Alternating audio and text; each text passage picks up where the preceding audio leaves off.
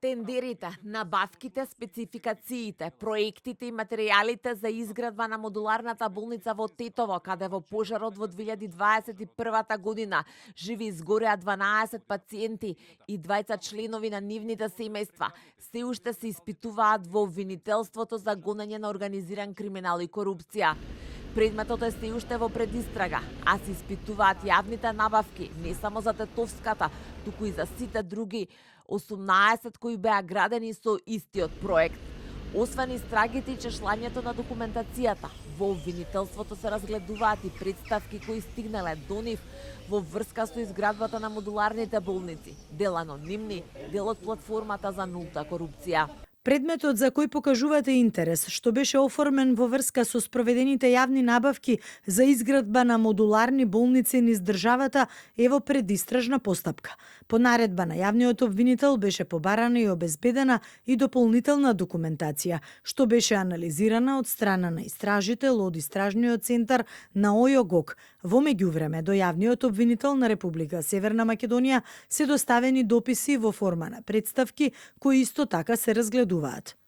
И додека во обвинителството случајот за јавните набавки, изградбата на модуларните болници кои беа дел од проект на Светска банка по нарачка на Министерството за здравство, а ги правеше фирмата на екс-вице-премиерот Кочо Ангјушев со уште една фирма, се уште се во предистрага.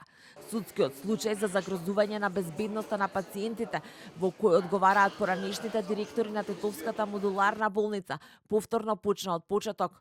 Во вторникот се одложи рочиштето, а семејствата на загинатите обвинија дека се заташкува случајот. Во судска постапка се и останатите 2 предмети. Несреќата во Ласкарци, каде од 2019-тата, каде загинаа 16 луѓе, и Беса Транс за автобуската несреќа во Бугарија, каде загинаа 45 луѓе. Беса Транс треба да почне од почеток, а за Ласкарци се чека одлука по јавната седница минатата недела во апелација. Но според информациите на телевизија 24, овие предмети не се во фокусот на власта, кога најавува, како што вели, нивно расчистување до крај. Висок владин функционер за телевизија 24 вели дека очекувањата се дека 2 предмети ќе бидат проширени и во нив ќе бидат опфатени лица кои ги нема во обвиненијата. Може да биде доставена кривична пријава до обвинителството за други лица кои не биле опфатени со обвинението за 2 случаи – Ласкарци и Беса Транс, а кои би произлегле од доказите. Дополнително, нов предмет може да се отвори доколку се појават и нови докази кои би инволвирале и други лица. Нови предмети независно од тие што се во судска постапка. Вели за телевизија 24 висок владин функционер.